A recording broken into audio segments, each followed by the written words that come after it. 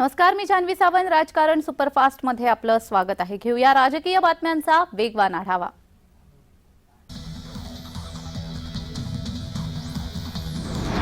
बारामतीमध्ये अजित पवार यांनी कार्यकर्त्यांना मार्गदर्शन केलं. यावेळी वडिलांच्या नावाच्या आधी आईचं नाव लावा अशी सूचना पवारांनी केली. तसेच मराठा आणि धनगर समाजाला आरक्षण मिळालं पाहिजे अशी भावनाही त्यांनी व्यक्त केली.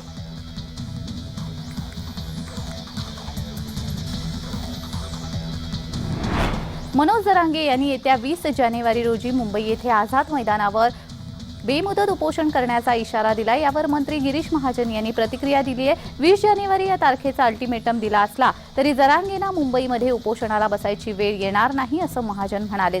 सर्वोच्च न्यायालय 24 जानेवारीला आपलं म्हणणं ऐकून घेणार आहे. ही आपल्यासाठी जमेची बाजू आहे असं महाजन म्हणाले. विशेष अधिवेशन बोलावू, कायदा पारित करू असं देखील ते म्हणाले.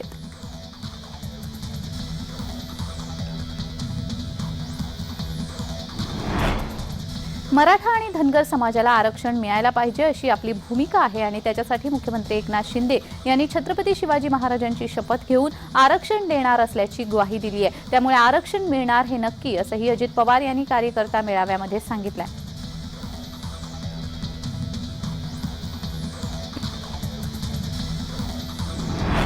संजय राऊत यांनी बडगुजरला अडचणीत आणले असं म्हणत भाजपा आमदार नितेश राणे यांनी राऊतांवर निशाणा साधलाय. जी पार्टी बडगुजर यांनी नाकारली ती झाल्याचं राऊत म्हणाले. सलीम कुत्ता सोबत पार्टी झाल्याची राऊत यांनी कबुली दिल्याचं राणे म्हणाले. सुधाकर बडगुजर तो झाकी है, संजय राऊत को अंदर जाना अभी बाकी आहेत असं राणे म्हणाले.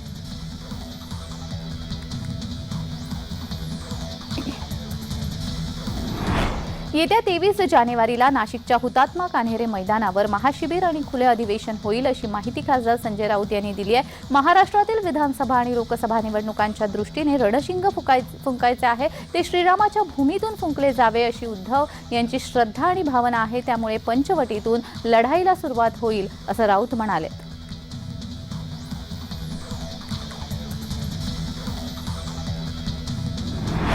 गेल्या अनेक महिन्यांपासून सुरू असलेला पेच केंद्राने एकाच डावामध्ये सोडवलेला आहे. क्रीडा मंत्रालयाकडून कुस्ती महासंघाची मान्यता रद्द करण्यात आली आहे. कुस्ती महासंघाचे नवीन अध्यक्ष संजय सिंह यांना निलंबित करण्यात आलेला आहे. कुस्तीपटूंच्या आंदोलनाला अखेर यश मिळालंय.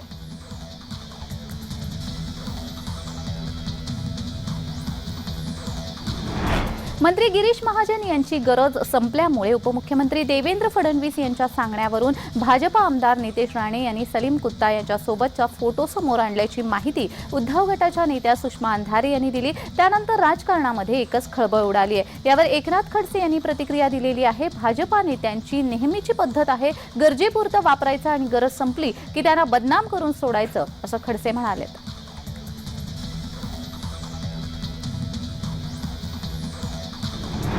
राज्यातील पाण्याची परिस्थिती गंभीर आहे. पुणे जिल्ह्यामध्ये अपेक्षित पाऊस झालेला नाही. पुणे जिल्ह्यातील जी धरणं आहेत त्यात पाण्याची कमतरता आहे. त्यामुळे गंभीर परिस्थिती उद्भवू शकते. मुख्यमंत्री शिंदे यांनी याकडे लक्ष द्यावं. पुढच्या 3 महिन्यामध्ये पाण्याचं नियोजन सरकारने तातडीने करावं असं खासदार सुप्रिया सुळे म्हणाल्यात.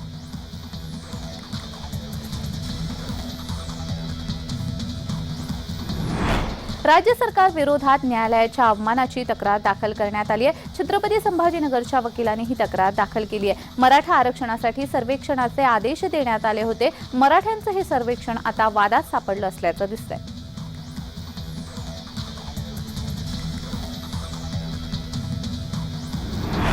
सलीम कुत्ता पार्टी प्रकरणी खासदार संजय राऊतांनी आरोप केले आहेत. भाजपा पदाधिकारी व्यंकटेश मोरेंनी पार्टीचं आयोजन केल्याचा दावा राऊतांनी केलाय. मोरेंचा फडणवीसांसोबतचा फोटो दाखवून राऊतांनी हे आरोप केलेत.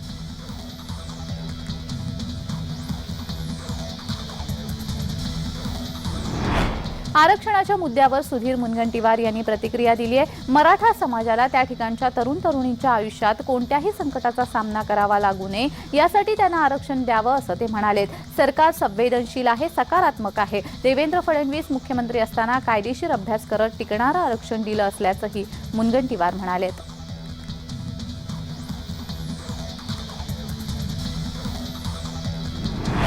नाशिकमध्ये 23 जानेवारीला होणाऱ्या उद्धव गटाच्या अधिवेशनाच्या तयारीसाठी उद्धव गटाचे नेते नाशकामध्ये पोहोचले आहेत. संजय राऊत यांच्यासह तयारी आढावा बैठक होणार आहे. अनिल देसाई, सुभाष देसाई, विनायक राऊत आणि वरुण सरदेसाई, अरविंद सावंत नाशिकमध्ये पोहोचले आहेत. ज्या ठिकाणी हे अधिवेशन होणार आहे त्या ठिकाणची पाहणी केली जाणार आहे.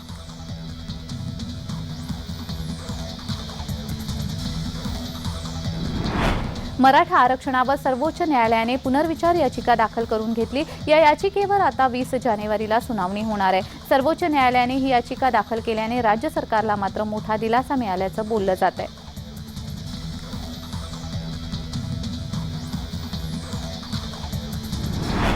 प्रदूषणावर नियंत्रण मिळवण्याचे प्रयत्न सुरू आहेत. मुंबई प्रदूषणमुक्त व्हावी हेच ध्येय असल्याचं मुख्यमंत्री एकनाथ शिंदे यांनी म्हटलंय. वरळीमध्ये स्वच्छता मोहिमेदरम्यान ते बोलत होते. यावेळी बोलताना त्यांनी आदित्य यांच्यावर निशाणा साधलाय. मुंबईतील अनेक वर्षाचा साचलेला कचरा साफ करतोय. पालिकेच्या तिजोरीवर काहींनी दरोडा टाकला असा टोला मुख्यमंत्र्यांनी लगावलाय. वरळी, नायगाव, माझगावमध्ये मुंबई महापालिकेकडून स्वच्छता मोहीम राबवली जाते.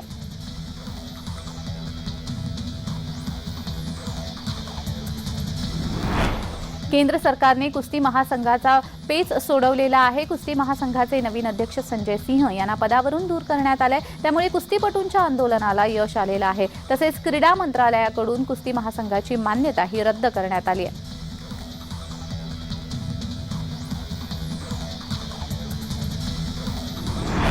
जरांगेंवर मुंबईत उपोषणाची वेळ येणार नाही. विशेष अधिवेशन बोलावू, कायदा पारित करू अशी ग्वाही मंत्री गिरीश महाजन यांनी दिली आहे. दरम्यान बीडच्या सभेमध्ये जरांगे यांनी मुंबईमध्ये बेमुदत उपोषण करण्याचा इशारा दिलाय.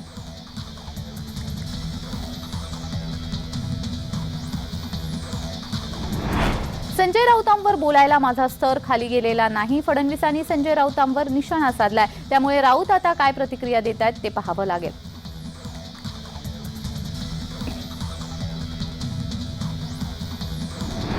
सुनील केदार यांची आमदारकी रद्द करण्यात आलेली आहे. जिल्हा बँक घोटाळा प्रकरणी केदार यांना 5 वर्षाची शिक्षा झाल्याने त्यांची आमदारकी रद्द झाली आहे.